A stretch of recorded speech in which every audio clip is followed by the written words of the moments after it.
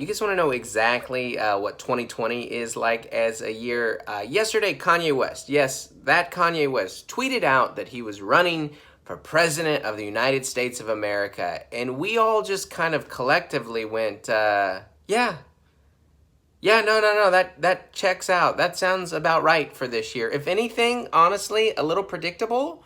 Like, it's not a plot twist that I didn't see coming. Like, 2020, don't get me wrong, it's great, it's still interesting. I'm just thinking that your writing is slipping a bit. Like, your writing was better and more interesting and more unpredictable the first half of the year. That's all I'm saying. Still great, it's just I kind of saw this one coming. I will never doubt Kanye West. Never one time in my life would I doubt Kanye West. Even think about this last year. I haven't seen or heard Kanye West much at all, except for two things. One, he was suddenly leading a church, and two, he was suddenly wearing MAGA hats, and everybody's like, he's crazy. What is he doing? You know what he was doing? He was securing the evangelical vote in key swing states. Brilliant. This man is brilliant. He is a creative genius, in his own words. From an entertainment standpoint, this has my full support. Are you kidding me? I can't get enough of this. I mean, like, our debates are going to have rap battles, I hope.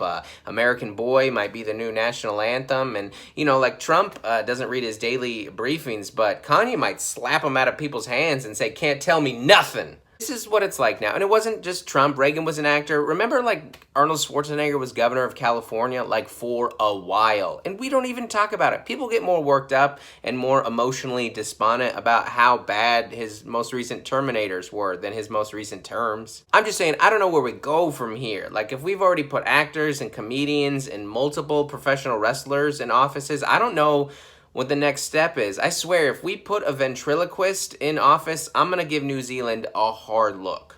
Some people pointed out, like, July? Really, Kanye? July in the year of... You are way behind. And Kanye responded actually saying, you should be honored by my lateness.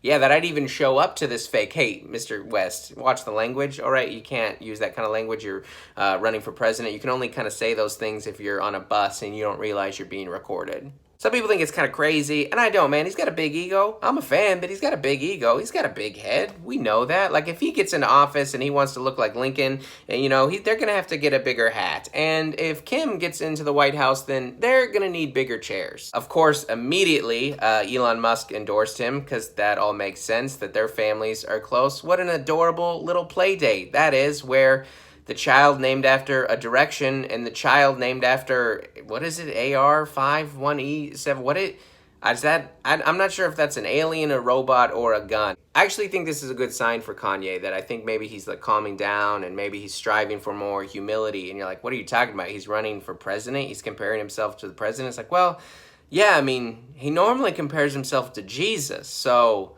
yeah, this is a step in a more modest direction.